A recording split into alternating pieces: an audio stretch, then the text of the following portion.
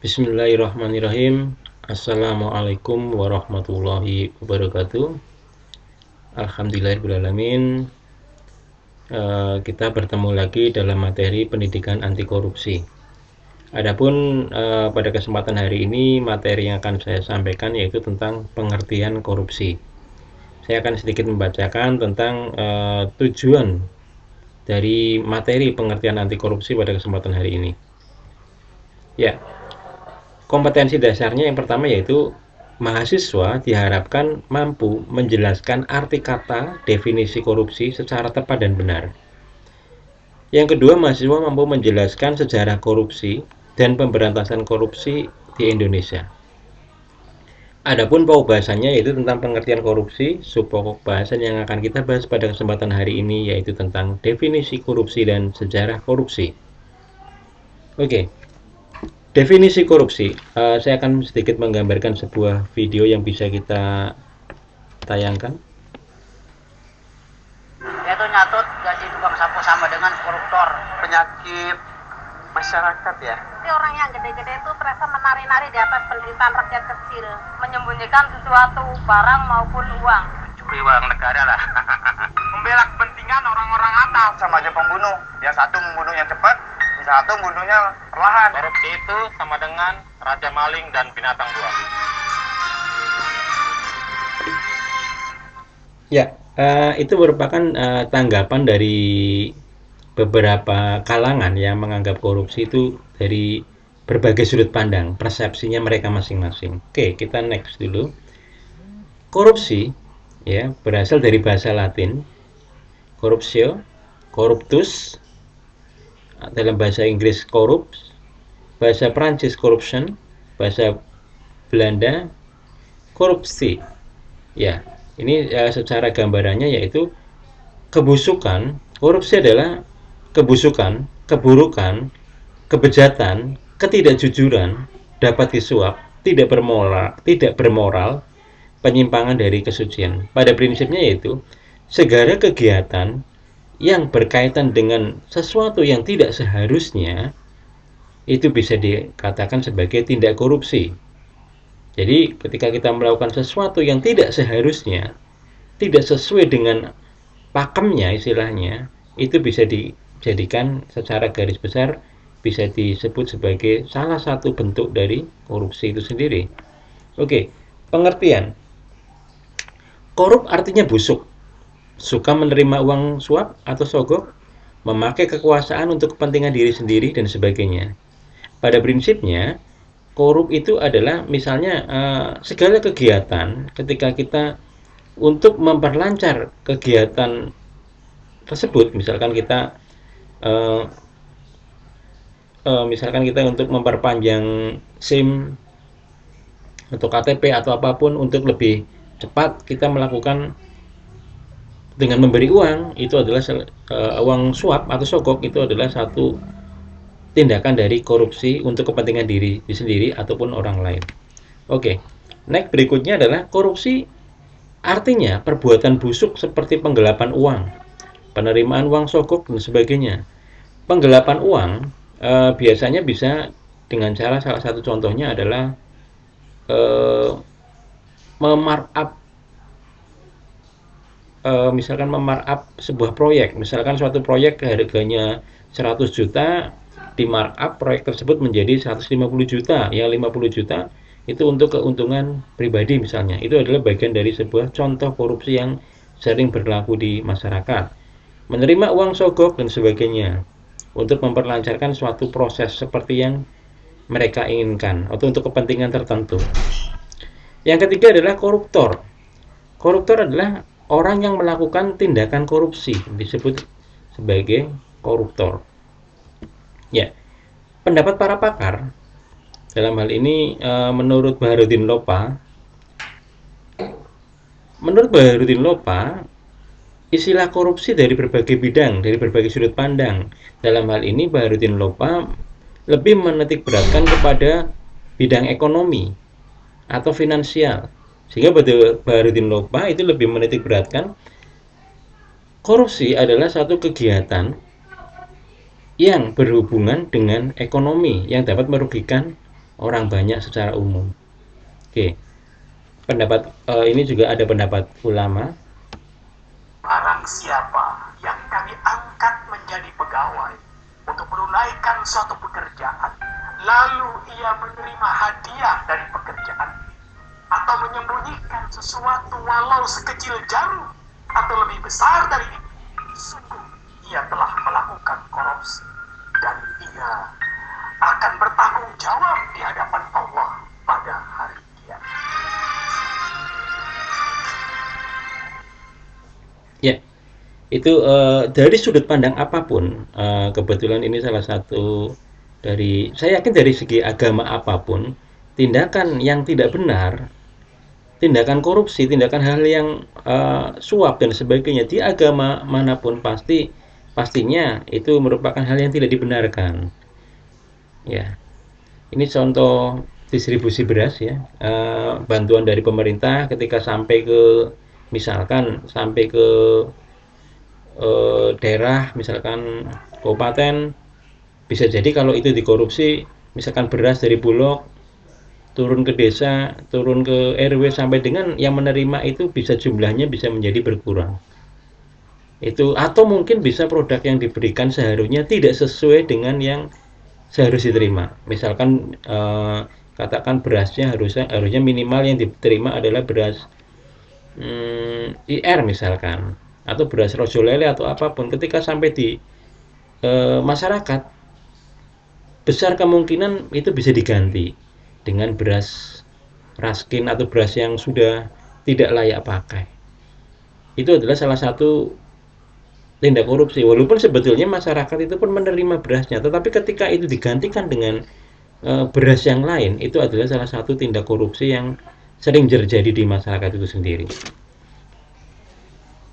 Ya, ini TKW ketika kita mungkin kita sering melihat praktek-praktek TKW itu ada uang saku dan sebagainya, itu kemungkinan adalah bisa terjadi tindak korupsi itu berlaku di situ, karena biasanya ada pungli ketika mau berangkat, dari uang transportasinya, dari uang makannya, dari uang misalkan biaya administrasi dan sebagainya, itu biasanya ada pungli, potongan-potongan yang dilakukan oleh organisasi atau unit bisnis atau apapun namanya yang misalkan menyalurkan tenaga kerja itu. Jadi praktek-praktek korupsi itu bisa terjadi di pengiriman tenaga kerja yang ada di Indonesia. Walaupun itu sebetulnya tenaga kerja yang ada di Indonesia merupakan sumber devisa negara, tapi banyak sekali itu dipotong atau dipangkas yang seharusnya merupakan milik dari tenaga kerja tersebut, tetapi itu malah dipangkas atau dipotong untuk kepentingan tertentu. Sangat miris memang kalau kita pikir ke arah situ ya. Mungkin kalau misalkan ada saudara kita, orang tua kita, atau siapapun orang terdekat kita ketika bekerja sudah jauh-jauh ke negeri orang, dapat potongan dan sebagainya yang tidak seharusnya, itu adalah merupakan salah satu tindak korupsi yang sering terjadi di Indonesia. Ya, ini salah satu video yang saya ambil, menarik, ini saya ambil di YouTube.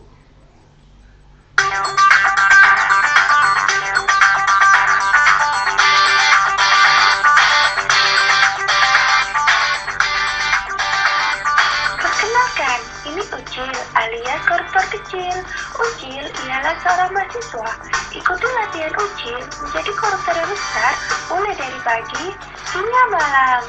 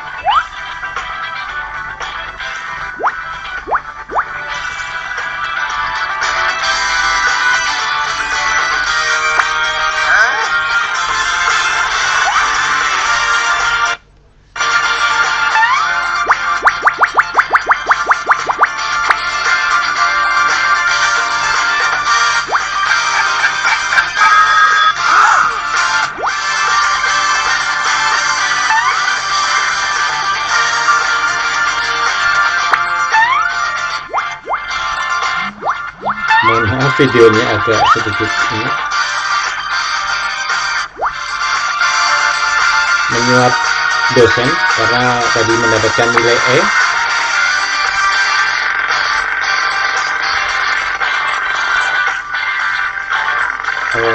Dia menerobos lampu merah, juga salah satu dari tindakan korupsi juga.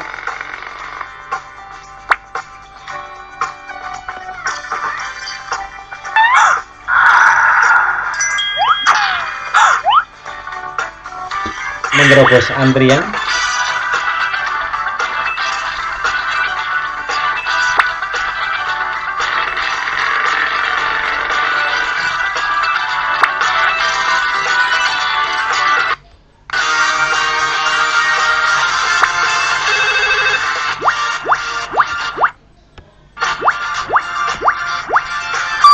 Berbohong kepada orang tua, markup uang harian, uang bulanan.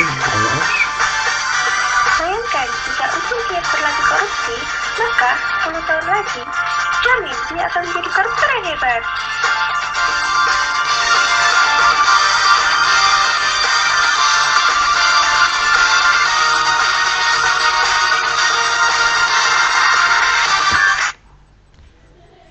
Ya, teman-teman, mohon maaf tadi memang ada sedikit videonya agak sedikit bermasalah. Pada prinsipnya adalah kegiatan sehari-hari yang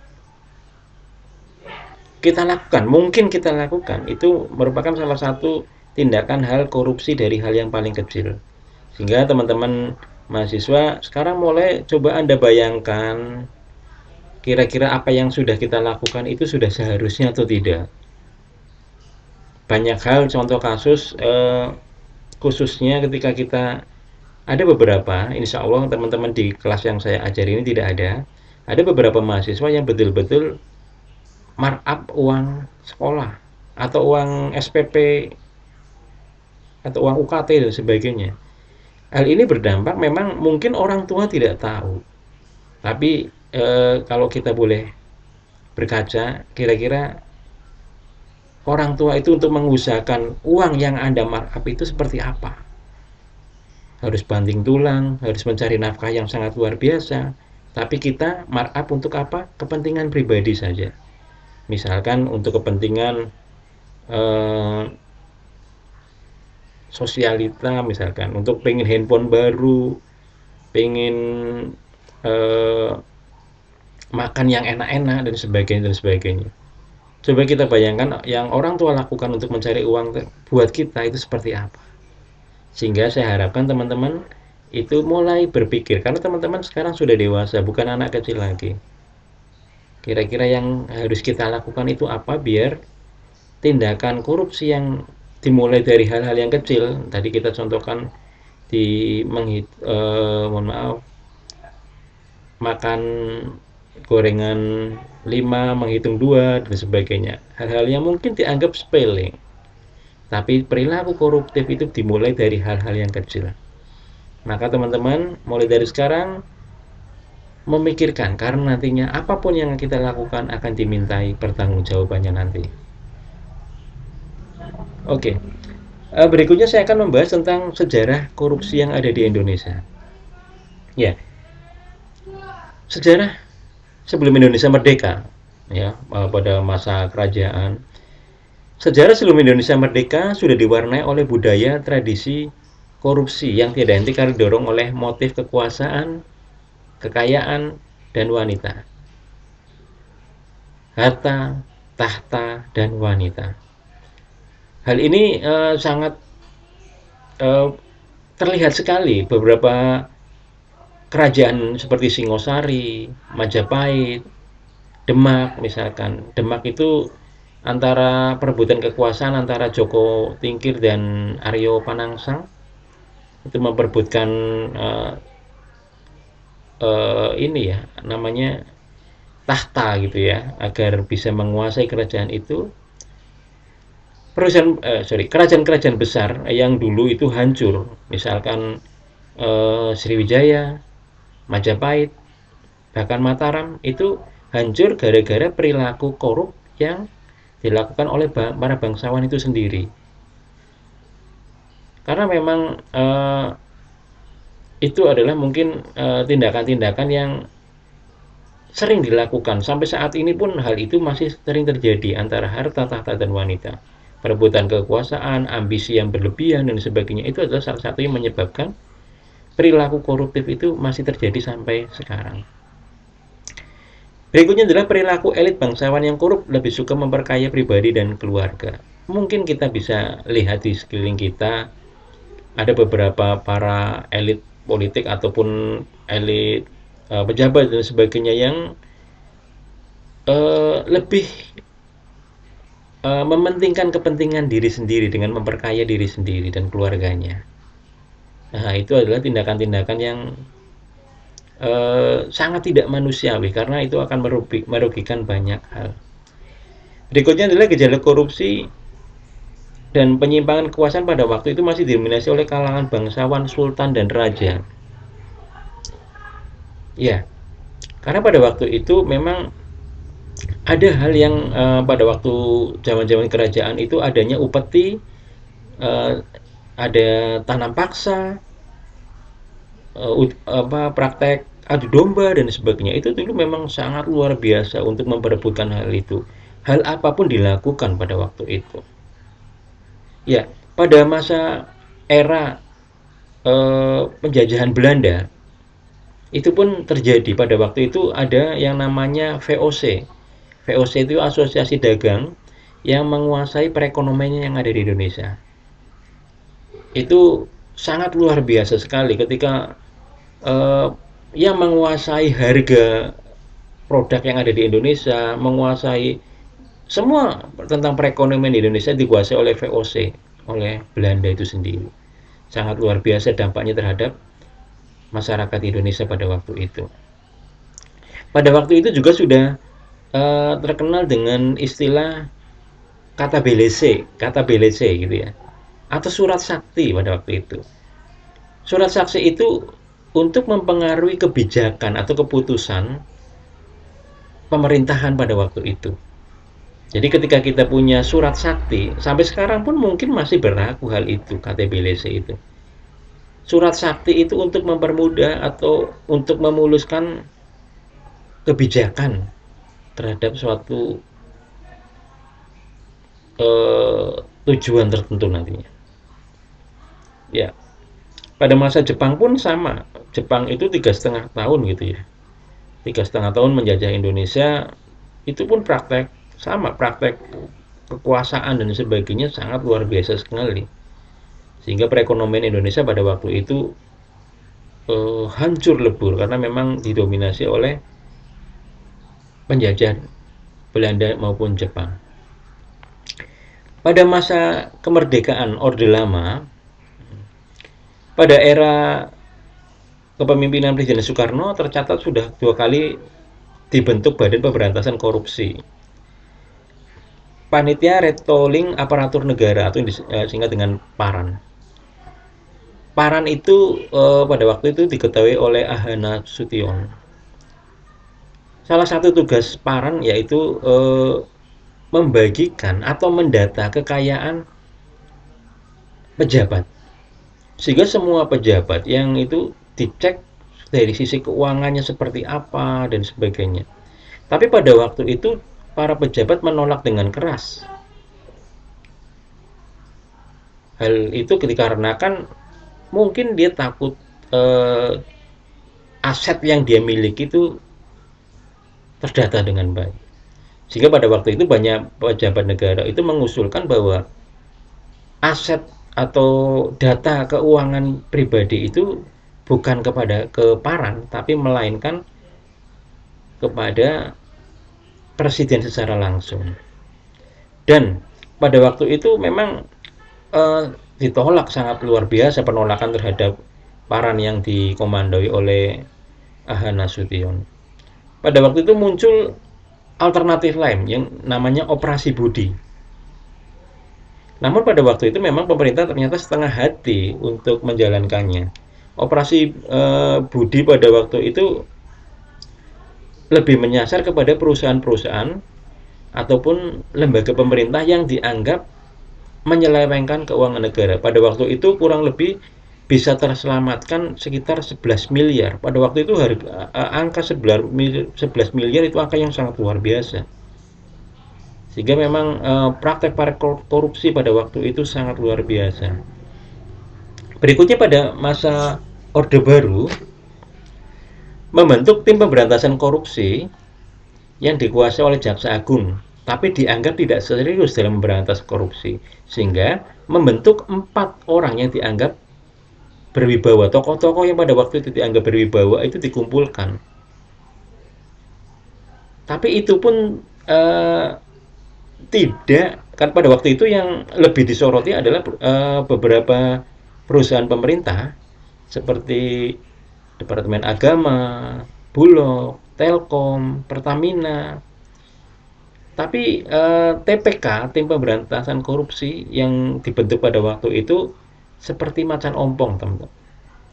Iya, karena pemerintah hasil temuan yang dilakukan oleh TPK itu tidak dianggap oleh pemerintah, dimentahkan, sehingga TPK itu seperti kegiatan yang hanya menyusun data saja. Ketika data itu sudah lengkap, tidak dapat ditindaklanjuti karena pemerintah itu tidak menganggap bahwa data itu benar, gitu ya.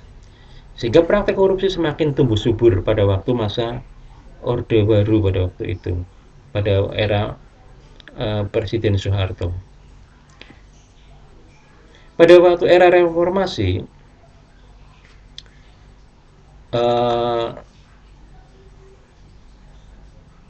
jika pada masa Orde Baru sebelumnya adalah lebih ke korupsi dilakukan oleh para kalangan elit saja, jadi kalangan elit itu berlomba-lomba untuk memperkaya diri sendiri. Misalkan ada kerajaan, misalkan cendana dan sebagainya. Maka pada era reformasi hampir seluruh elemen, kalau dulu itu hanya elit politik saja, tapi ketika masa reformasi semua unsur, semua bagian itu ternyata berlomba-lomba seperti terjangkit sebuah virus, bukan corona ya, virus korupsi pada waktu itu. Era reformasi memang luar biasa.